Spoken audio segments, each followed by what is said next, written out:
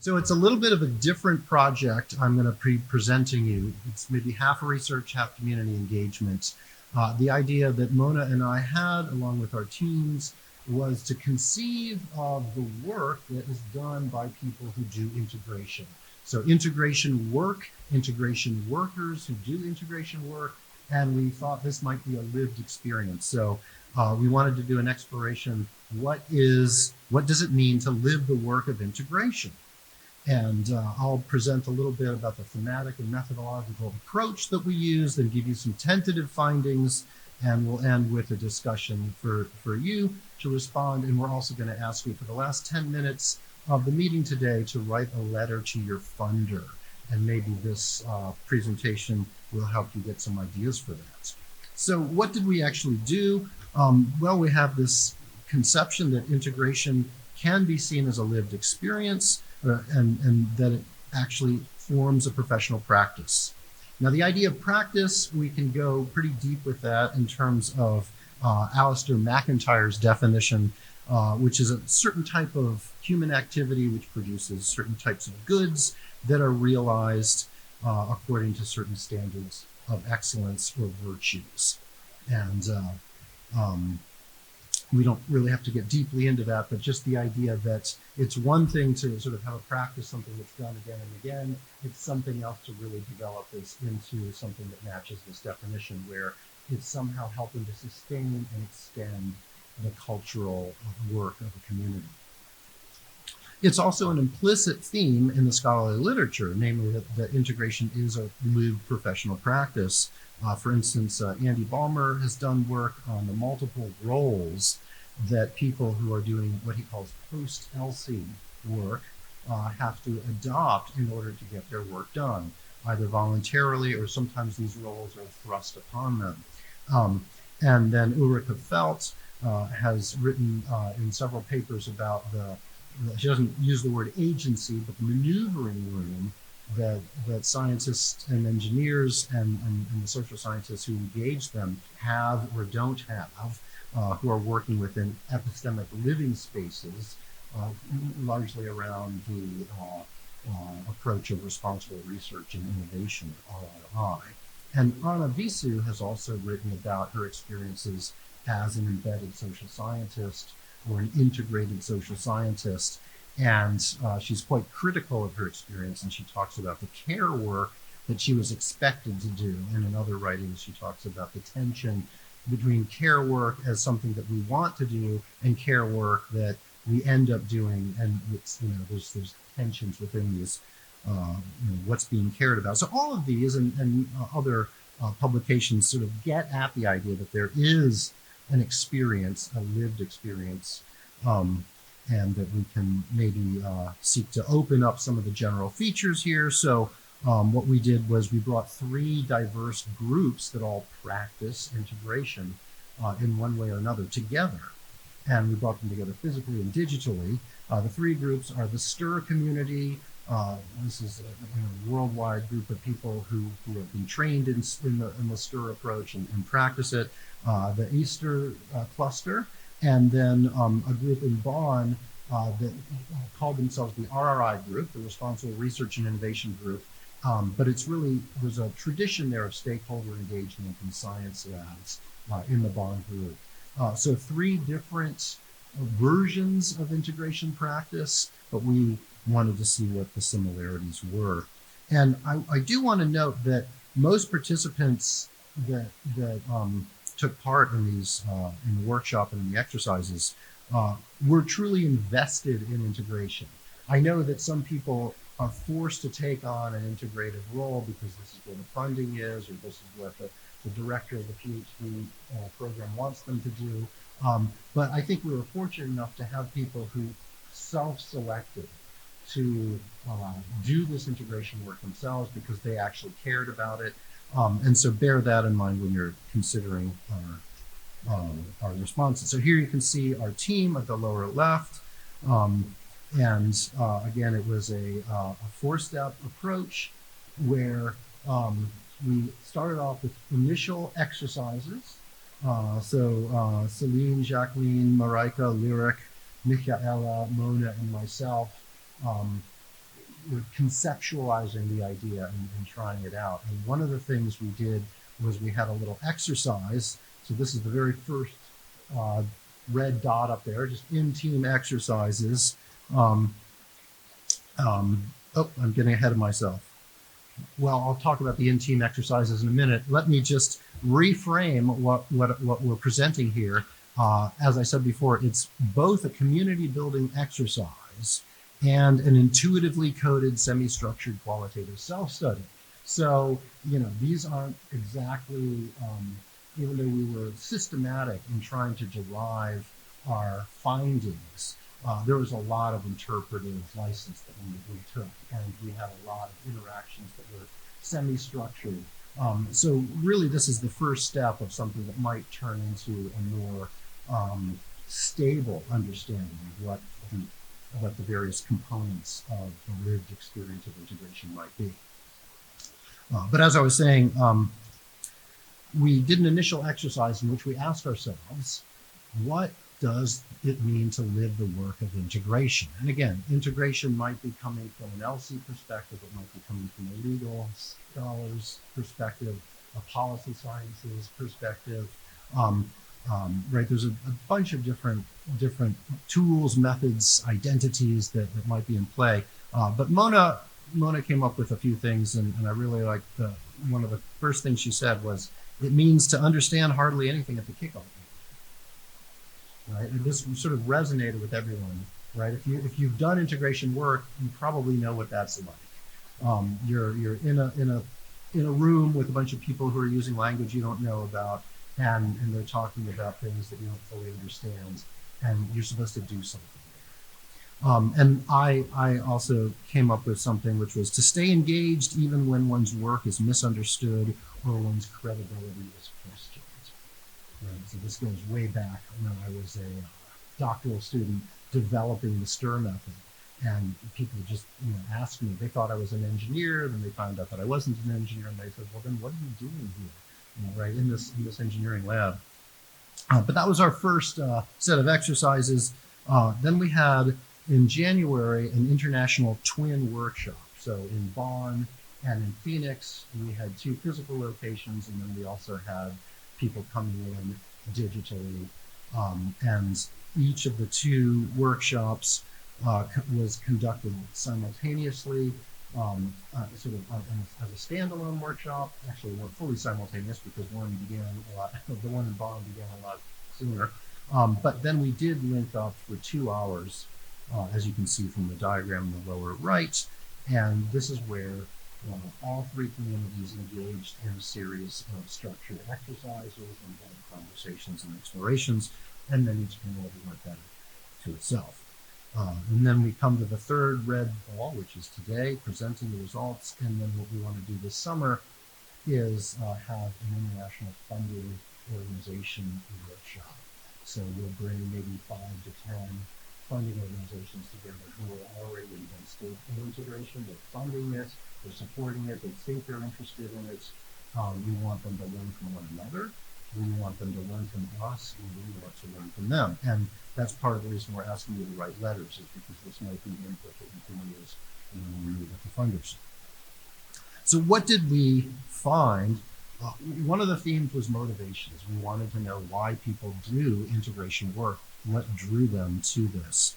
And we found that there are really 3 basic types of answers. Thematically, one was personal dispositions.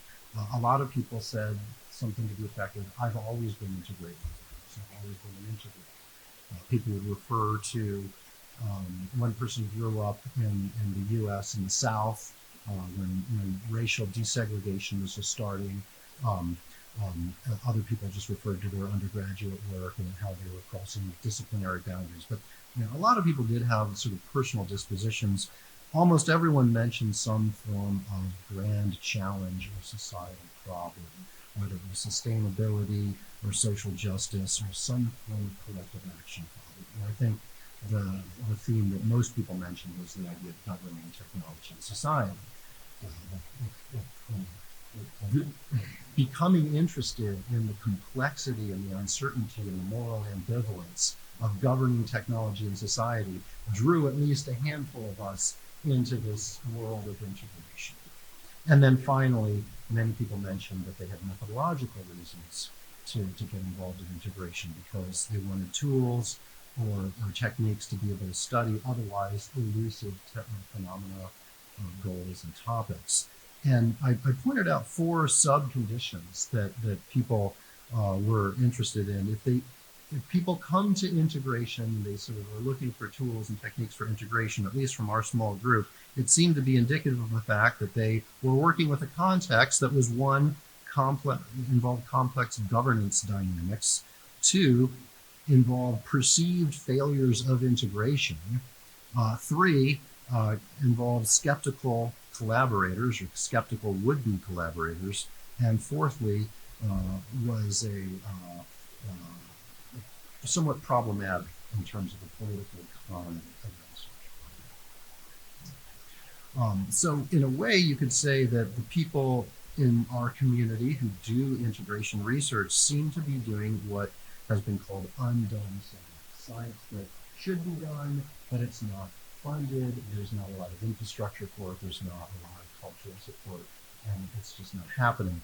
And another pertinent theme might be the idea of post-normal science, where facts are uncertain, values are in dispute, decisions are urgent, and stakes are high, right? That these seem to be areas where integrators or integration workers, whatever we want to call them, they tend to be on.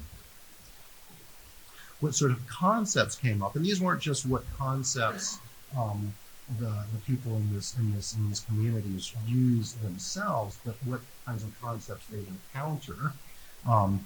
So we asked about, is integration an end or a means? We also asked what is being integrated into what, and what other sort of conceptual and criteria material bubbled up.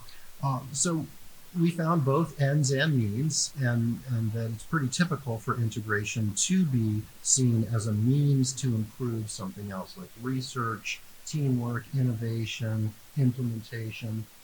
Typically funding agencies are going to have this instrumental view. Collaborators might have this view of integration as well. Whereas the people who actually do the integration work, they tend to perceive integration more normatively as an interesting empirical or theoretical topic in and of itself. The idea of integrating, when you use this metaphor, it implies that there are 2 or more things that are coming together. So what is integrated into what? We found that there was a mixture. Most people gave a very straightforward, almost binary version of what they're integrating.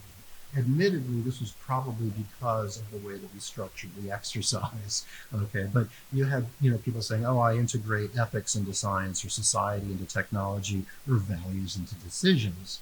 But then there was a little bit of discussion about how there might be multiple dimensions actually at play. And so you could really sort of get wild here and just map out the human, the social, the material, the normative dimensions, and each one might have sub-dimensions, right? So what is actually being integrated, the more you go down this rabbit hole, the more complex it becomes. And then integration becomes just a lens for studying reality or modernity or a certain institutional set of dynamics. So basically, it's an interesting space to be in because we tend to either give overly simplistic or overly complex versions to unpack this metaphor. And then a number of different concepts and metaphors came up: crossing boundaries, bringing disparate elements together, synthesis, consensus, and my favorite, openness. But one of the things that the workshop did was it actually questioned some of these notions, particularly the idea of integration as synthesis and integration as consensus. We found that just like the instrumental views of integration, so these concepts of integration tend to be used in more of a top-down manner or in a distant manner, distant from the phenomena, distant from the lived experience of integration. And so we worked a lot with images in the workshop, and these are 2 images that emerged in the workshop. On the left, you can see a very rational, planned out representation some version of integration other than knowledge integration, right? Very clean and neat and tidy in the sense that everything's accounted for. We can draw straight lines. There's a hierarchy. And on the right, you see more of a messy, indeterminate, somewhat unsatisfying, but also highly inspiring experience. Right? So again, there are these very, very different notions of integration concepts, and that's one of the tensions and the challenges of doing integration work, and that is not a stable understanding. And I'm not sure that means we should try to work for a stable understanding, because if there was a single stable understanding, it might draw half the people out of the room, right? So it may be that precisely one of the features of integration is its generative dynamic ability. But we can debate that in a moment. We also looked at tensions and challenges. There are a number of well-known challenges. I don't need to go over them. You're probably overly familiar with them. Strong disciplinary structures, hierarchies, enforced care work, conflicting roles, multiple conceptions of integration, asymmetric power relations. All of these are well-known challenges to doing integration, to setting it up, to doing it effectively according to the people who have written about it in the field. But there's also a type of challenge that seems to sit in its own category, and we're calling these tensions. These are tensions because they often are, they must be navigated as opposed to solved, right? And in some cases, they're even essential tensions, as Ed Hackett has very nicely shown, that can accompany one throughout their entire career. These are essential. They're more of social features than they are problems to be solved. So you have to learn to live with tensions. Tensions might be between the notion of overcoming versus reinforcing difference. Right? So there's a sense that if you're trying to integrate ethics into technology or raise consciousness about gender power dynamics or empower people to be more sustainable, in all these cases, there are going to be these differences that inhibit thinking, acting, and speaking together. And so the intuition is to overcome these differences. But the more you point to those differences and attempt to overcome them, chances are the more you're going to strengthen them by bringing attention to them, making people self-aware of them, reinforcing the rationales for why these differences exist in the first place. So another tension would be staying within one's expertise through doing the work of integration versus being forced to go outside of that expertise. And if you cling to one side or the other, you're somehow not going to be very effective or very satisfied with the work that you're doing. A number of different tensions, some of which are well known probably to everyone here. What criteria do we use to judge integration work? It's harder to publish it. Integration work seems to have a lot of impact, but it's not necessarily, it doesn't register in the institutional memory as well. So there are lots of tensions, and we next asked, how do you deal with these tensions? What strategies do you use to navigate them? And we came up with a number of these. I'm only going to present a handful. There's probably twice as many as I'll show you, but each one has a nice image, many of which came out of the workshops. So how do integration workers deal with the tensions that are essential? They're inevitable. They're not going to go away. They must be navigated. How do we navigate them? Well, one way is to open oneself and or the other to the unknown, to broaden one's research focus, to unlock new possibilities. Another navigation strategy is to make connections. Connect people, connect ideas, broker knowledge transfer, find or make channels of communication, and place yourself at the center of the flow, right? So you see this messy telegraph cable with all sorts of wires, but it's performing an essential function.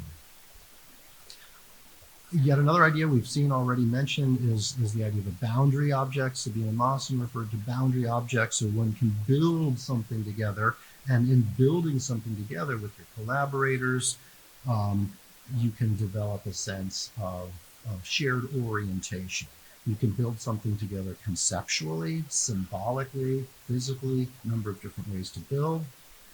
Creating or investing in tools to overcome a lack of infrastructure is one of my favorite ones here, and I'll just tell you the story behind this bicycle that comes from someone here. I think I can. It's okay to, yeah. So Marika Schmolka here had to buy her own bicycle just to do her integration work because there is no other way to get around these multiple buildings because she's the only one that visits them all. So this is an example of sort of building your own infrastructure or creating tools that help make up for the lack of infrastructure. Another strategy is to explore risky or unknown ideas or areas by equipping oneself with helpful knowledge, tools, skills, or, and I'm thinking of Chewy here, guides, right? So you have to get some sort of help if you're going to go into a dark area. If you're exploring in a cave, for instance, it would make sense to have a helmet so that you don't bump your head against the wall, but you also want a light so you see where you're going. And it should be a fun exploration, right? It shouldn't be something done out of the need to escape, all right? These aren't prisoners breaking out of a prison cell in Plato's cave. These are people who are willingly going into the unknown as a sort of exciting exploration. Of course, a strategy might also be, instead of opening yourself, to close yourself and to protect oneself or one's ideas or one's aspirations, one's beliefs, and even narrowing your research focus. So sometimes integration workers broaden their research focus, sometimes they narrow it in order to deal with these tensions. So as one person said, you have to figure out how to stay sane in a toxic environment. And related to many of these, but I think it deserves its own separate strategy, is the idea of pivoting. Pivoting to match your research interests or your normative interests to changing circumstances. And you might have to pivot from the very beginning of your project, or you might pivot halfway through, or you might be continually pivoting depending on your context, your dispositions, and what's needed. And the final strategy is that we saw people would figure out ways to increase or secure their freedom and agency. An example being when you're writing a grant proposal that would, if funded, put you or your students into an environment where they would be doing integration work, well, to build in extra time, build in extra money, build in an extra research agenda that somehow allows the integration people to increase their freedom or agency in one area. So there's a number of sort of shared themes across these strategies. One is being able to continually make subject matter interesting to oneself that might otherwise be foreign or challenging or confusing or overwhelming. Another is to find or create boundary objects. Another shared strategy probably for all of these is the idea of resourcefulness. And this is maybe something that was a theme that came up a lot, that there's both a need and in successful cases a desire to be resourceful, being mindful at the same time of one's own limitations, and finally seeking forms of self-empowerment. This seems to be almost necessary. Now, all these integration strategies, we thought that we would leave them alone, we wouldn't come back to them, and we would just ask a separate question about what are the conditions under which good integration happens.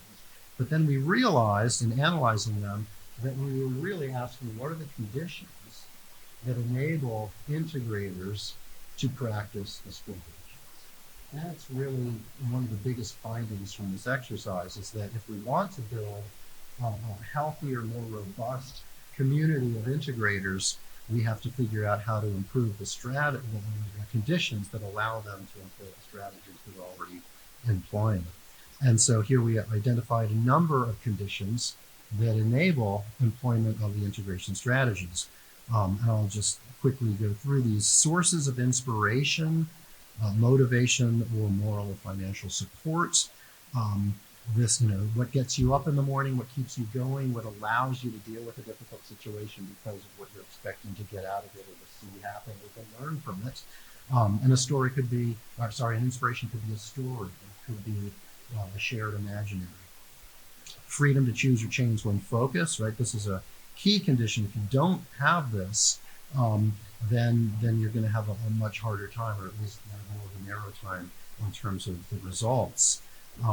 The flexibility and creativity in adapting one's focus, right? You might have the freedom to change your focus, but if you don't have the willingness and the interest and the ability to adapt your research focus, then it doesn't matter that you have that freedom. Individual skills and dispositions and interests are obviously huge on this list, such as the next one, comfort with risk, experimentation, and challenge. We were talking earlier today about human resiliency and the importance of that in this type of work. The ability to acquire knowledge, skills, and language in this new environment. Again, this refers to Sabina Mawson's lecture. She talked about interactional expertise, the ability to converse expertly in multiple disciplines. Right? Well, you have to be able to acquire the language, the knowledge, the skills, the concepts to do that. Another condition is the level of legitimacy that you have as a researcher or a collaborator, and the level of influence you have to shape the narrative about why there's integration going on. Why do we have integration in this project? Well, the funder wanted it. Okay, that's one narrative. Another narrative is because so-and-so wants to get this out of it. You can imagine there's different things that are being said about why the integration work is part of the work package. And all of these are conditions that can be sort of high or low, fulfilled or unfulfilled. So, as I mentioned, they tend to be, a lot of them are personal dispositions, but some of them can be rooted in workplace, the team, the organizational environment, and of course, some of them can be rooted in or secured by the institutional environment, either directly through funding, or through authoritative decision-making, or through discourse. And maybe the most important condition is what the balance is among these. Because if we put all the weight on the individual, then we've got a classic neoliberal situation where the individual is doing all the work, investing all the time, all the effort, all the money, and the institution can just basically be a free rider on the backs of the individuals, right? So this is, this just makes a toxic environment. It's a recipe for exploitation. But at the same time, without personal dispositions, even if you have all the institutional support in the world and people aren't willing to be flexible and take risks, then you're not going to get good integration either. So there has to be a balance. So, one conclusion and one recommendation, and then we can move on to the discussion. So the conclusion is that living the work of integration heightens one's awareness of tensions, challenges, and conditions, both those that relate generally to conducting research in the contemporary academic environment, or just to moving in the modern, highly capitalized, globalized, multivalent world that we live in, right? So a lot of these tensions, challenges, and conditions, you could say they apply outside of integration to many other endeavors, but also specifically, living the work of integration tends to heighten one's awareness of those that relate specifically to conducting integration or integrative research. It's very interesting to think about this. Why would integrators be more especially aware of some of the things that everyone has to live with, but don't really spend time reflecting on or maybe you don't agree that that's true. And then the recommendation is that to live the work of integration well, we as a community should identify and secure the necessary and sufficient conditions that enable this living the work of integration well, which we suggest are supporting the conditions that support the strategies. So that's what I have for you. What we'd like to do now is get your responses and see, do you agree, do you disagree, do you have other experiences or angles on what it means to live the work of integration, and what more generally is interesting about this question, this topic. So, have at. Yeah.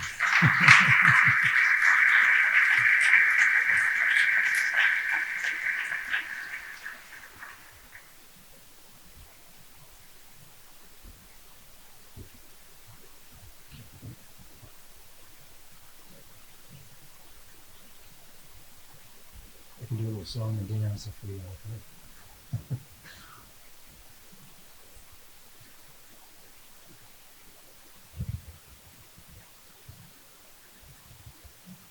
Thank you very much for your inspiring presentation.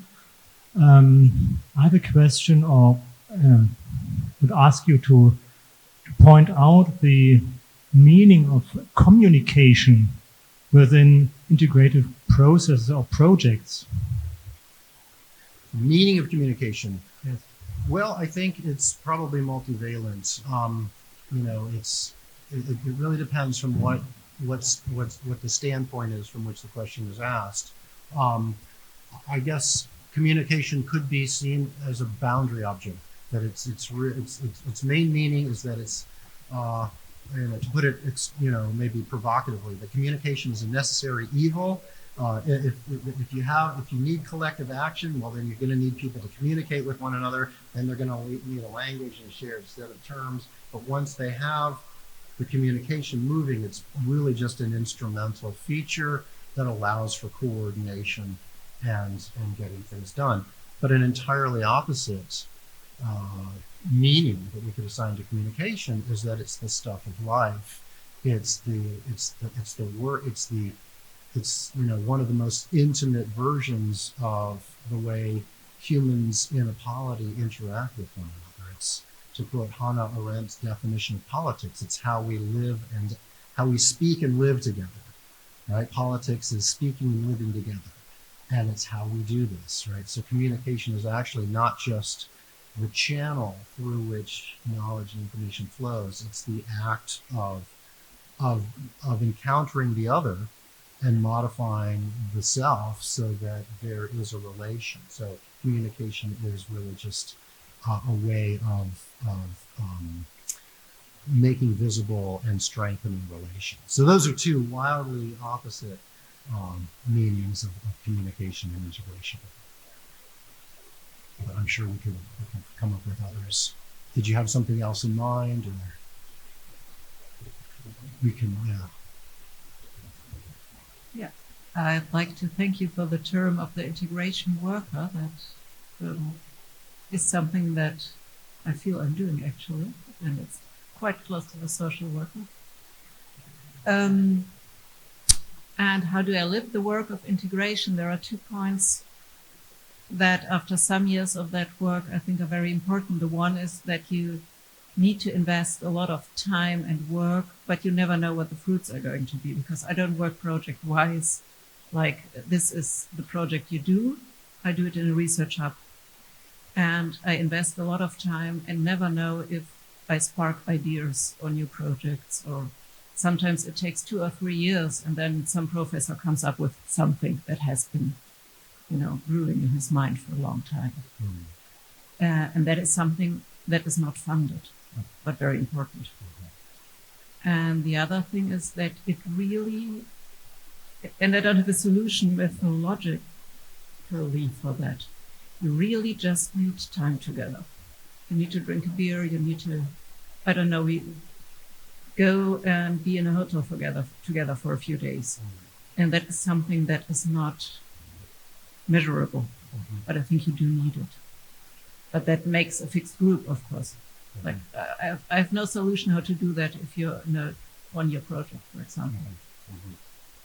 I really appreciate those 2 comments. I'll refer to 2 tensions, one that was up here and one that wasn't. One tension is what we call impact versus institutional memory.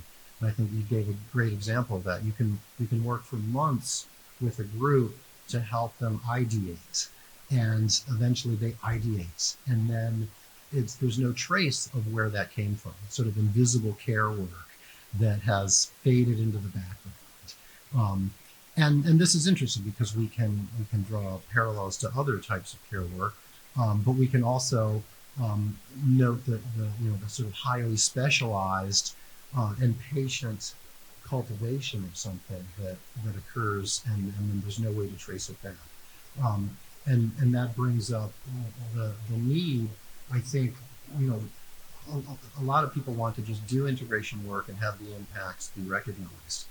But I know that my group, the STIR group, we simultaneously perform integrative activities and measure the outcomes in a very careful, systematic basis over time, because otherwise there would just be no reliable record that would satisfy us. And we allow our participants to critique our accounts and to right, and we try to triangulate them. But yeah, I think that's one of the tensions, is that the more impactful you are, the more you focus on generating impact, the less likely you are to ever get credit for it. And if you're working as an academic, all you get is sort of that kind of credit. And so if you don't have that, then it's not a very helpful situation. The other tension that I think you pointed to is, you're absolutely right, that to build trust, to build a language if you want to have a trading zone, or to build an understanding if you want to have interactional expertise, it takes time. And as you suggested, having unstructured time together can really allow for getting to know one another more deeply and developing resources. But at the same time, it's also easy to waste time, right? And to not talk about or do things that somehow further or advance whatever the mission is. And so my solution is to, if you're spending time on something, to spend time on what one or the other person already cares about in a way that both people can care about. And that's easy if you're a researcher, because you can just ask the people to talk about what they care about and just make that the pivot and make that the focus of your research. But you wouldn't. There's nothing worse than a corporate meeting ropes course where they take people out to spend time together and build trust, and then they go back to work, and there's just no carryover from what the people did. Now, I say that with a grain of salt, because there's a lot of good trust building and team building activities out there. But nevertheless, how do you structure that time? If the funding organization you work with said, okay, sure, we'll give you as much money as you need to pay for these people's time so that you can have this trust building exercise, what's the best way to build that trust, right? Again, I think if you're fortunate enough to have an engagement method that allows that knowledge and trust to build over time, then you can simultaneously be working on your problem and your research while deepening the connection. But if we just sort of isolate a part of the system and say, well, we need to deepen the connection so that we can go do integration. Great, now we're deepening the connection. What are you guys doing? We're deepening the connection, right? So it's an organic, dynamic process. It doesn't just, it goes back to the planning versus the messy diagrams.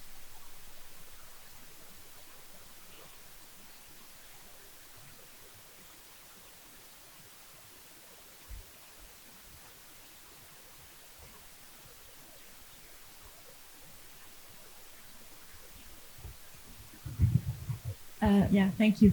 For me, sometimes or often descriptions of integrated research remain kind of vague, and I'm sure they have to be kind of applicable. But I wanted to confront you with like a very concrete scenario that I found myself in some months ago, where during like a project meeting, I was supposed to discuss with a policeman and a programmer some norms we would design in any kind of area for an AI-based policing tool. And so 3 kind of completely different languages, but a very concrete goal, and we didn't really find a way to talk to each other. And I kind of thought I was kind of the coordinator in that weird little temporary group for 1 hour or something. What would you do in a situation like this to live integrated research? It's a great question. Again, it really depends on the framework, the orientation, if you will, what the mission is, right? And if the mission is to make incremental progress versus have radical change, then you use different strategies. If maybe the mission becomes just coping with the situation so that you have something to write about afterwards. I think when integration workers, to use this term, I'm not sure if we want to keep this term or not, but it seems, sort of a provocation, right? So it's like care worker, integration worker, and you need a PhD to do it, right? But if integration workers take on a mandate from someone else, you have to make sure that these three groups talk to one another in such a way that they come up with a product that's viable, lucrative, and it's not going to end climate change. Oh, okay, great. And I've got 5 minutes to do that, right? I mean, I'm obviously exaggerating, but what I heard from your experience is that you sort of have this mission impossible. You had to do something, but you didn't know how to do it. You weren't necessarily equipped. You hadn't been given 6 months to study at first, right? So when we agree to take these things on, we're sort of setting ourselves up for personal and professional frustration, and for the need to then pivot, not in the integration work, but in the communication to the funder after the fact, right? It's similar to the whole impact agenda. This is something that all of academic science has to put up with, and that is to somehow claim that what you just did was, you did these amazing things. You came up with innovative ideas that are transformative. Well, I don't know an academic who's not doing innovative, transformative work. Do you? Right? At least if they live in the UK and the US, and you have to report on these things. So I think, what would I do in that situation? I would learn from that situation to try to not be in that situation again in the future. All right. But if for some reason I didn't have that freedom, well, I would pivot. I'd try to make that interesting. What I think a lot of people do in that situation is they write about the challenges of integration. There are more papers out there that talk about inputs than outputs, right? We did this. Yeah, but what happened? Or, we couldn't do this because it was, here are the 5 categories, here are the 5 challenges. These are the major barriers, right? So that can be productive. You can learn from yourself. Oh, okay, because then you can understand the conditions. You can try to do something different from the mission, right? So you can just try to build some basic incremental starting points, if there's an enabling question that you can put on the table and everybody responds to it, that would be having a question as a boundary object. Just at least seeing how far you can get in terms of orienting everybody, yourself included, to the same thing. And by the way, this is my personal opinion, but just as we want to build trust, we also, want people oriented towards the same thing.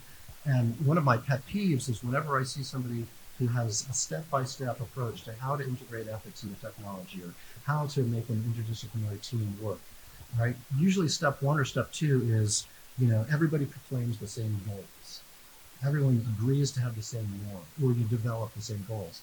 This is very artificial, right? It's sort of a top-down. It treats goals as things that we can just, shift them around like funding packages, right? So if you're in the situation, and people aren't necessarily talking to one another, let alone working together, maybe the starting point is to say, to find out what is in common and what could be in common. And if you're able to sort of at least identify that for yourself or probe the environment, then you can build up skills that will help you in the next situation. I don't know if any of these help you, but those are some of the things that come to mind. And remember, we want to save 10 minutes at the end so that you can write your letters to the funder. So I don't know if we want to take another question or... Yeah. One more question.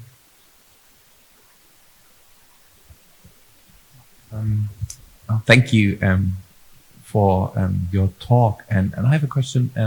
I'm speaking from communication studies, science, research, and some of you might wonder, is this a thing?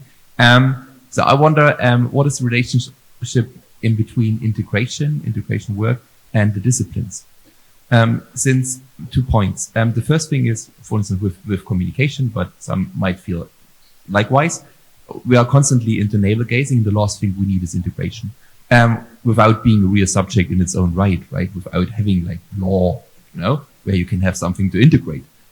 With such a hodgepodge of a discipline that doesn't have a real disciplinary core, it can contribute to something else. First thing. Second thing, what is then doing integration to the academy as an institution? You know, I like the fact of saying we have integration on a project basis. We create a center, people come together, they do social legal studies.